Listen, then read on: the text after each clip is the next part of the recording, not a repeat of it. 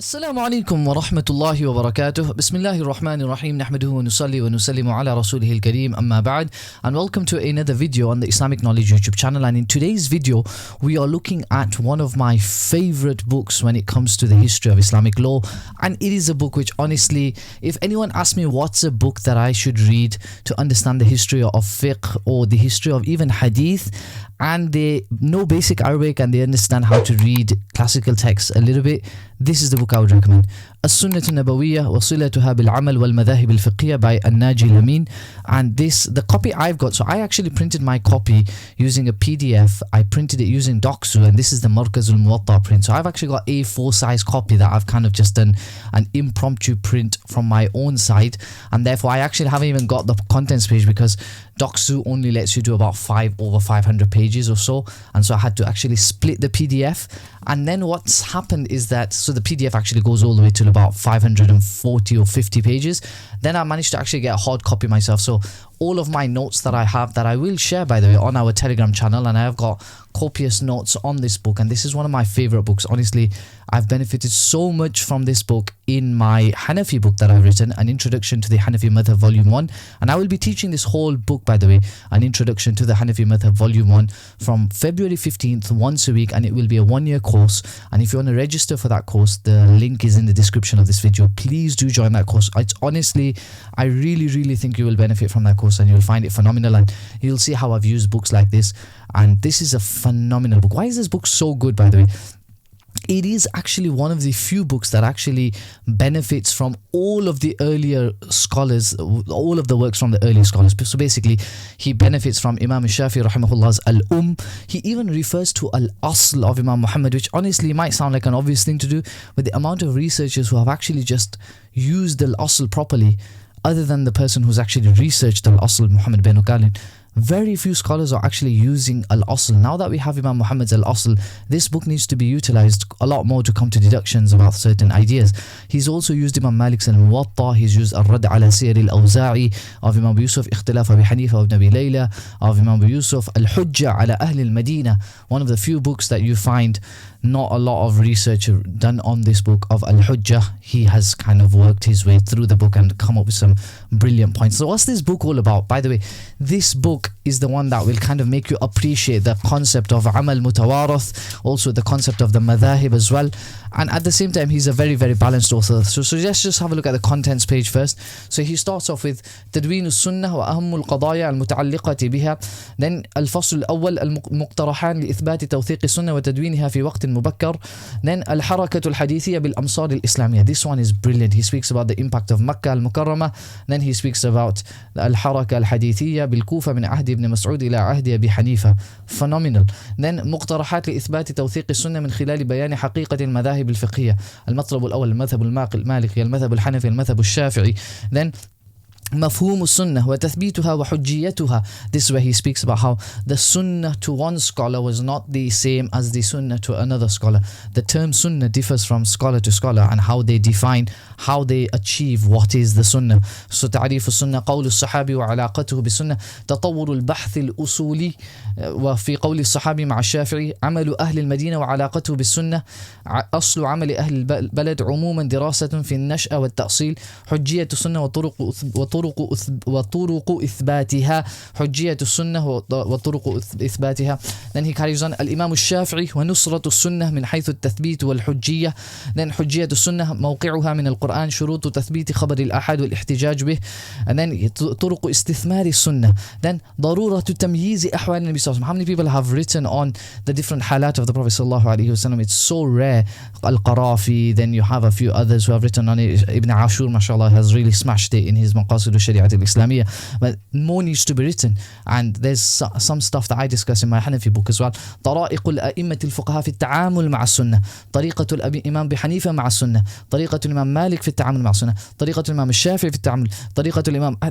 It's so unique, honestly, and it's not like he's just blabbering and just like you could say waffling from one topic to another and just coming up with the general quotes that you'll find some gems in here that you won't find anywhere else.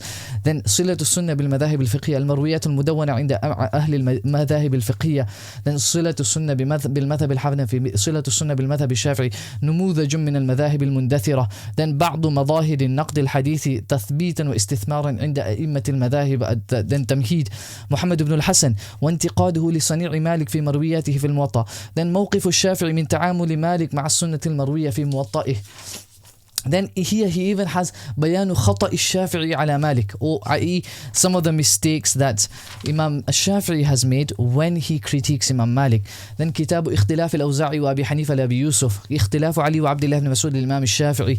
Then رسالة مالك إلى الليث. This is all the ملحقات. In the ملحقات he actually presents 3-4 important رسائل. For example, رسالة مالك إلى الليث, نصوص من الرسالة للشافعي تتعلق بالسنة. This is so important. Honestly, this is mind-boggling and I've benefited a lot from this as well in my Hanafi book. القسم الثاني من مرويات ابن أبي ليلى, and just a really fantastic book. And I want to show you some of the unique features. We've got limited time, but I just want to show you, for example, a nice summary of the book. So I've used this copy, so I'm going to go back to this one. A nice summary of the book you will actually find on page 432. So he says, جرت عادة المؤلفين في علم أصول الفقه أن يعرفوا السنة بأنها ما أضيف إلى النبي صلى الله عليه وسلم من قول أو فعل أو تقرير, وقد يضيف بعضهم قيدا فيقولون هي ما أضيف إلى النبي صلى الله عليه وسلم من قول أو فعل أو تقرير مما يصلح أن يكون دليلا لحكم شرعي. وتعريف السنة بما أضيف إلى النبي صلى الله عليه وسلم تعريف صحيح إذا أدخلنا فيه كل ما اعتقد أنه مضاف للنبي صلى الله عليه وسلم سواء صرح برفعه أم لا. لكن المشتغلين بعلم أصول الفقه وعلم الحديث أيضا من المعاصرين يعنون به ما صرح برفعه للنبي صلى الله عليه وسلم. وهذا المفهوم هو الذي نصره الإمام الشافعي في كتبه الأصولية, ودرج عليه المؤلفون في علم أصول الفقه وعلم الحديث من القدماء الذين أتوا بعد الشافعي. So he's saying Shafi'i's impact on أصول الفقه, and this has been kind of highlighted by other scholars, even Western scholars. Obviously we don't want to highlight too much of them, but even, for example, David Vishanoff in his The Formation of Sunni Hermeneutics, he speaks about this as well. The impact of Shafi'i's way of writing in usul was very influential. Whereas before Shafi'i, and this is the key point here, أما عامة العلماء قبله ومنهم الإمام مالك والإمام أبو حنيفة فكانوا يعنون بالسنة كل ما اعتقد أنه مضاف للنبي صلى الله عليه وسلم سواء كان حديثا مرفوعا أو موقوفا أو مقطوعا أو عملا متوارثا. This is very important. وليس عندهم تمييز بين هذه الأنواع من السنة, فالضابط عندهم هو معتقد صحة إضافته إلى النبي صلى الله عليه وسلم واستقام معناه مع القواعد الشرعية. The only thing is, evidence for amal mutawarith isn't always going to be documented, and that's the challenge that we've got.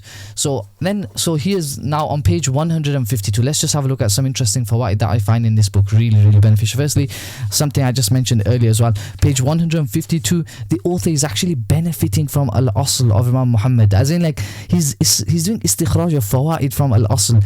I mean, how many even like Orientalists, right? Because al-asl has been printed fairly recently in terms of like the grand scheme of how people write on these topics. Al-Asl needs quite a bit of research now, and certain ideas that were prevalent before need to be rethought now that Al-Asl has been printed, etc. So here you can see him actually benefiting. وَنَحْنُ نَنْقُلُ لَكَ مِنْ كِتَابِ الْأَصْلِ لِمُحَمَّدِ بْنِ الْحَسَنِ الشيباني ما يقطع الشك باليقين. قال محمد بن الحسن لأبي حنيفة أرأيت المني يكون في الثوب فيجو. So you can see he's actually benefited all of this reference to Al-Asl, and this is the Benukalin edition that he's gone back to. So this book is gold. I mean, page 190. Again, you don't need to, and even I don't agree with everything he writes in this book. For example, there are some few things that I'll highlight in the Hanafi course of a few things that I don't agree with Lamin. For example, certain things which I would say further reading, Wallahu Alam, has led to the conclusion that this isn't exactly as simple as he's presenting it, but it is still amazing. Here, the author argues that Shafi'i focuses more on the sanad than he does on the matan in all his critiques, and this is something that we will discuss in the Hanafi course when we look at al-Umm in detail a little bit, and you will notice this with the Shafi'i in general. So he says ونحن إذا اضطررنا إلى توجيه انتقادي إلى هذا المنهج المنضبط المضطرد التي اختاره الشافعي ودافع عنه فإننا نعيب عليه أنه اهتم بالإسناد أكثر من اهتمامه بالمتن. Whereas it's the total opposite with the Malikis and the Hanafis. Total opposite. And you can make of that what you will, really. If you like that or if you don't like that, it doesn't really matter, because that does seem to be the reality of the situation, that naqdul matan is more common with the Hanafis than it is with the Shafi'is. And that is the reality. Page 336, he quotes an athar from Kitab al-Athar of Imam Muhammad, a statement of Imam Ibrahim al-Nakha'i, which could suggest the idea that Ibrahim al-Nakha'i considers he views the practice of the students of Abdullah ibn Mas'ud as the practice of the Prophet ﷺ. And you see this with later Hanafis viewing therefore the practice of Ibrahim al-Nakha'i as the practice of the Prophet ﷺ as well. So he's kind of, you see Imam Sahib al-Hidayah using Ibrahim al-Nakha'i's statement as though it's the statement of the Prophet ﷺ, not because it is the statement of the Prophet ﷺ, but because of what Ibrahim al-Nakha'i considers himself in his statements, which is that أنه صلى مع رسول الله فرآه يرفع يديه إذا كبر وإذا رفع وإذا ركع وإذا رفع. What does Ibrahim say? ما أدري لعله لم يرى النبي صلى الله عليه وسلم يصلي إلا ذلك اليوم فحفظ هذا منه ولم يحفظه ابن مسعود وأصحابه ما سمعته من أحد منهم إنما كانوا يرفعون أيديهم في بدء الصلاة حين يكبرون التكبيرة الأولى. Then he mentions on page 348 how Imam Muhammad states that we don't practice upon the hadith of Busra or on the idea of your touching your private parts breaking your wudu, because of the fact that it is contrary to what the Sahaba were practicing upon. So it's contrary to amal mutawarath. So he actually says بل رده بكون كثير من الصحابة على عدم القول به. So you can see, you know, the idea of tawaruth ta'amul again. On page 278, there's a brilliant example of how the science of al-jarh wa ta'dil is dependent upon whether the narrator has the audacity to lie or not. So that the main thing we consider in al-jarh wa ta'dil is, does the narrator have the jur'ah to lie upon the Prophet sallallahu alaihi wasallam? We don't really look at his aqidah first. We first look at this idea of jur'ah. And if his aqidah is so bad that we get the feeling that he's got the jur'ah, then he's got the audacity to lie upon the Prophet ﷺ, then only then will we label him as a problematic narrator. But then even then, his aqidah could be fantastic, but even then we label him a liar because he's got that audacity. And that's proven from a Shafi'i. لكن الشافعي الذي صاحبه وعرف حاله له رأي آخر فيه فقد نقل عنه تلميذه وراوية كتبه الربيع المرادي أنه قال كان إبراهيم بن أبي يحيى قدريا فقيل للربيع فما حمل الشافعي على أن روى عنه قال كان الشافعي يقول لأن يخر إبراهيم من بعد أحب إليه من أن يكذب وكان ثقة في الحديث. So even though Ibrahim ibn Abi Yahya was a Qadari, he feels that he wouldn't have ever lied. And then here on page 426, you've got an incredible quote from Lamin that he deduces after speaking about how Ash-Shafi'i critiques the Iraqis. He says here on page 426, ومن الملاحظ أن بعض هذه الآثار أخرجها الشافعي بأسانيد عراقية مما يدل على أن استفادته في العراق لم تقتصر على ما أخذه عن محمد بن الحسن وإنما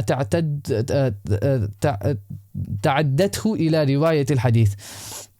ولذلك فإني قررت في غير هذا الموضع أن الشافعي اكتملت له آلة الاجتهاد بعد اتصاله بعلماء العراق وأن الكتب التي أخذها بمصر عند قدومه إليها نظر فيها نظر الفقيه المجتهد لا المتبع المقلد.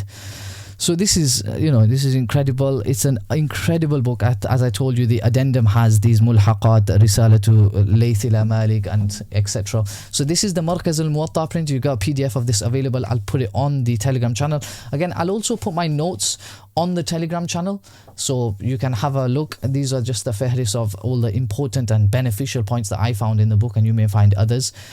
Also, I'll put all of this, inshallah ta'ala, in the Telegram channel. And also, this is the printed version that I've now got. I've not, like I said, I've read this version, so all my notes are connected to this one. But this is now printed by Darul